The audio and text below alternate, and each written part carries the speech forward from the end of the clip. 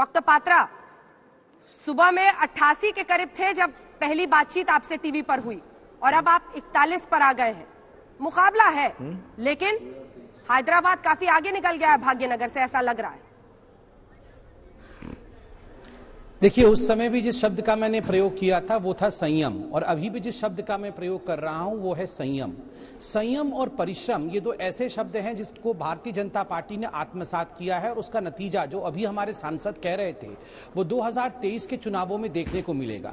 संयम के साथ काम करना, परिश्रम के साथ काम करना, आगे की रणनीति को ध्यान में रखते हुए काम करना और मेहनत को आगे बढ़ाते हुए अपने सत्ता को वहां स्थापित करना, जनता के लिए विकास युक्त राजनीति करना, ये आप स्पष्ट रूप से देख रहे हैं। अभी आपने कविता जी का जिक्र किया, कविता जी का मैं भी सम्मान करता हूं, मगर मैं बताना चाहूंगा, आपने भी अपने इंट्रोडक्शन में कहा कि ये केसीआर जी की बेटी हैं। देखिए, ये जो तेलंगाना में आप जाके वहां लोगों से ग्राउंड में बात करिए, वहां फैमिली एंड फ्रेंड का एक कंसेप्ट चलता है। आज ये चुनाव हम डिस्कशन कर रहे हैं, हैशटैग क्या चल रहा है, GHMC अर्थात greater Hyderabad municipal corporation election.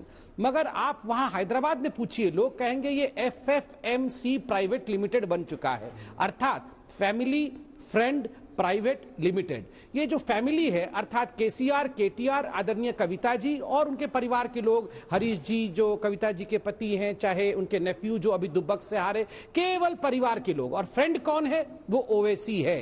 तो ये फैमिली और फ्रेंड ने मिलकर जिस प्रकार तेलंगाना में अपना कब्जा जमाया हुआ था, उस कब्जे में कहीं ना कहीं एक ढिलाई आई है, और 2023 के लिए भारतीय जनता पार्टी अपनी सरकार बनाएगी, ये बहुत बड़े रूप से आज दिख रहा है। मेयर आपका नहीं बनेगा, मेयर आपकी नहीं बनेगी इसमें हाँ, इस बार महिला मेयर का वक्त है, रिजर्वेशन है महिला मेयर के लिए, तो आपने सही उसको कह दिया कि मेयर बनेगी। देखिए, मेयर किसका बनता है किसका नहीं बनता है वो तो वक्त बताएगा, मगर एक इंटरेस्टिंग कोण इस मेयर के युद्ध में होगा। आपको याद होगा जब आदरणीय अमित शाह जी ने प्रेस कॉन्फ्रेंस किया था तो उन्होंने एक शब्द प्रयोग किया था, एक फ्रेज प्रयोग किया था कि कमरे के अंदर ईलू ईलू करते हैं ये केसीआर जी की TRS पार्टी और ओवैसी जी की MIM पार्टी। अब ये देखना है कि मेयर के सिलेक्शन में, क्योंकि स्पष्ट बहुमत पूरी तरह से दिख नहीं रहा है, कहीं ना कहीं जो इलेक्टोरल सिस्टम है मेयर बनाने के लिए, जिसमें MP भी वोट करेंगे, MLA भी वोट करेंगे, क्या ये इलू इलू बाहर में आके निकाहनामा में परिवर्तित होगा या ये कमरे के अंदर ही इलू इलू करते रहेंगे, ये देखने वाला विषय। संजय जी एक छोटा रिएक्शन दे रहे हैं, उसके बाद वारिस पठान जी मैं फौरन आपके पास आ रही हूं। नहीं, संबित पात्रा जी, जिस इलेक्टोरल कॉलेज की आप बात कर रहे हैं, अगर 63 सीट भी TRS को आ गई तो उस इलेक्टोरल कॉलेज की बदौलत वो जीत जाएंगे, उनका मेयर की सीट मिल जाएगी।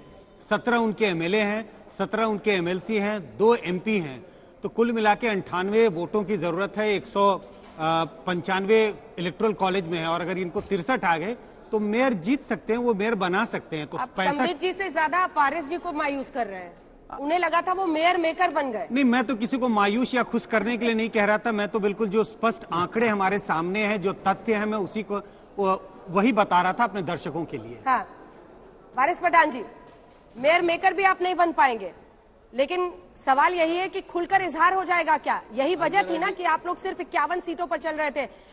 पश्चिम बंगाल, बिहार, उत्तर प्रदेश, सब जगह लड़ना है, और अपने ही हैदराबाद शहर में ओवैसी साहब 51 सीटों पर ही लड़ रहे थे, क्योंकि TRS के साथ वो अंदर वाला मामला है, अंदर की बात।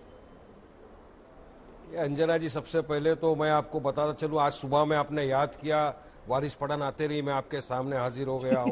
बहुत बहुत मैं धन्यवाद करता हूं पूरी हैदराबाद की जनता का। मैं शुक्रिया अदा करता हूं उन लोगों का जिन्होंने हमारी पार्टी पे विश्वास किया, भरोसा किया, और चुनाव के नतीजे आप देख रहे हैं कहां से कहां पहुंच गए। सुबह में तो आपका चैनल बड़ा पीछे दिखा रहा था अंजना जी, मगर अभी तो 43 पे है, और यकीन मानिए 45 प्लस अभी चले जाएंगे थोड़ी देर के अंदर। अब सवाल रहा दूसरा, जो भी संबित पात्रा जी बड़ी बात कर रहे थे कि बीजेपी पर तो पहला ऐसा चुनाव होगा अंजना जी देश का, उनका गणपति बप्पा मोरया हो गया। बीजेपी पे आ रहा हूं मैं अंजना जी, रुकिए, अरे कुछ नहीं है, अभी देखिए आगे आगे क्या क्या होगा अंजना जी। अभी आपने देखा कि ये पहला ऐसा म्युनिसिपल चुनाव था देश का जिसमें सारे बीजेपी के वरिष्ठ नेता आ गए।